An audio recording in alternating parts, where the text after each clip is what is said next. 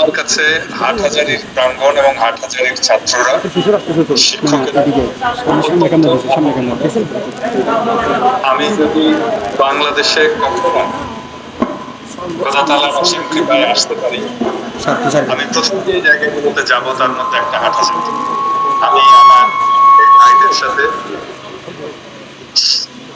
বাংলাদেশে পৌঁছে প্রথম দেখা করতে চাই, কথা বলতে চাই, বুক মিলাতে চাই।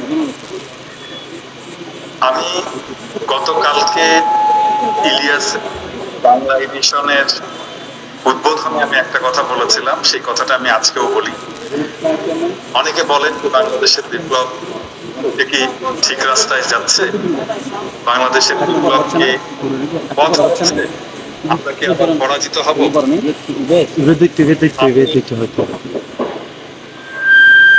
আমি সবাইকে এটা বলে আশ্বস্ত করি যে বাংলাদেশে বর্ষা বিপ্লবের মূল শক্তি ছিল বাংলাদেশের সাধারণ মুসলমানেরা, বাংলাদেশের মাদ্রাসার ছাত্ররা, শিক্ষকরা এবং বাংলাদেশের ইসলামী চেতনার লোকেরা।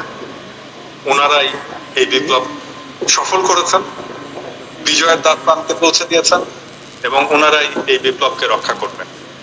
আমি সেই জন্যে সবাইকে আশ্বস্ত হতে বলি যে বিপ্লবকে যারা সফল করেছেন তারা এখনো জাগরুক আছেন, তারা এখনো বিপ্লবকে পাহারা দিচ্ছেন।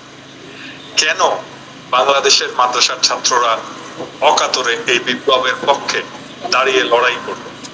কারণ একটাই, কারণটা এটাই যে হাসিনা যদি টিকে যেত তাহলে হাসিনা বাংলাদেশকে আদর্শিকভাবে ভারতের অঙ্গরাজ্য করে ফেলত, যেখানে বাংলাদেশের মুসলমানদের ঈমান আকীদা নিয়ে বেঁচে থাকাটা অসম্ভব হয়ে যেত।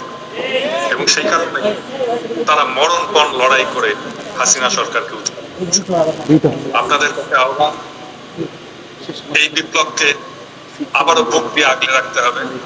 কারণ এই বিপ্লবকে যদি আমরা আগলে না রাখি, আবার যদি আমরা পরাজিত হয়ে যাই, তাহলে আবার এক দাসত্বের শৃঙ্খলে আমাদের আবদ্ধ হতে হবে। ভালো থাকবেন, সুস্থ থাকবেন, সবাইয়ের সাথে দেখা হবে আবার স্বাধীন বাংলাদেশে। সেই দিনের অপেক্ষায় আছি, দোয়া করুন আমি দেশে ফিরতে পারি তাড়াতাড়ি। আপনাদের দোয়ায় আমি তাড়াতাড়ি ফিরতে চাই, আপনাদের সাথে দেখা করতে চাই, কথা বলতে চাই, মুখে মেলাতে চাই। ভালো থাকবেন। ইনকিলাব জিন্দাবাদ। আমি ঘুম থেকে ওঠার পরে আমাদের শ্রদ্ধেয় হারুন স্যার এক ফোন করলেন যে এরকম আপনাদের একটা অনুষ্ঠান হবে।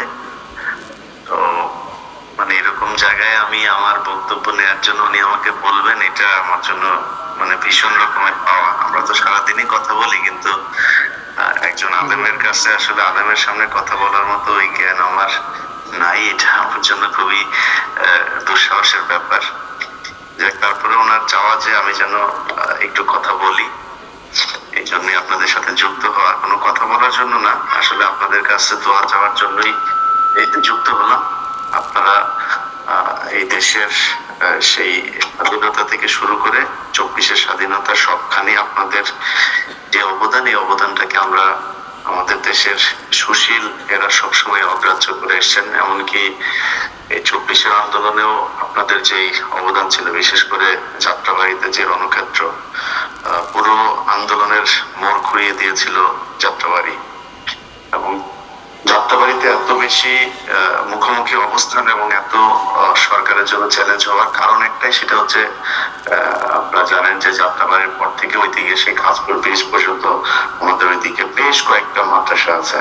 সেই মাদ্রাসাগুলো কোনোটা আলিয়া, কোনোটা কওমি, এক এক ধরনের মাদ্রাসা, হাফেজি মাদ্রাসা। মূলত এই মাদ্রাসার শিক্ষার্থীরা তাদের যে দেশপ্রেম এবং তাদের যে ইমানের শক্তি, সেটার কারণেই তারা এই স্বৈরাচারের বিরুদ্ধে জীবন বাজি রেখে দাঁড়িয়েছিলেন।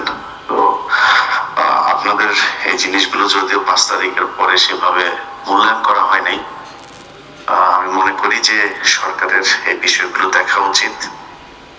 এবং যেসব মাদ্রাসায় শহীদ আছেন সেই শহীদদের ব্যাপারেও আমি দেখেছি যে কেউ বিএনপির, কেউ জামায়াতের, কেউ বিভিন্ন রাজনৈতিক দলের, কেউ ছাত্রদের সংগঠনের, কিন্তু মাদ্রাসার শিক্ষার্থী, মাদ্রাসার আলেম যারা শহীদ হয়েছেন তাদের সংখ্যা অনেক।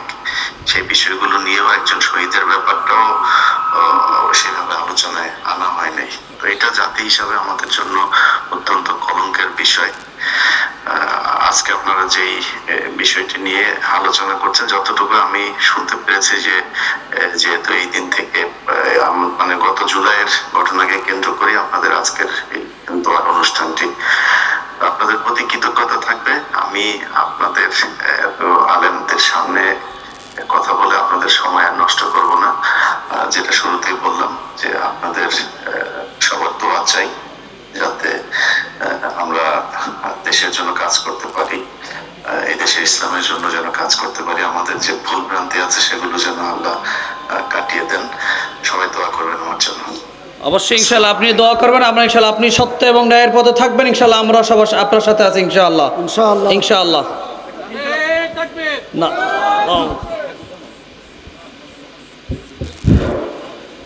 সংগ্রাম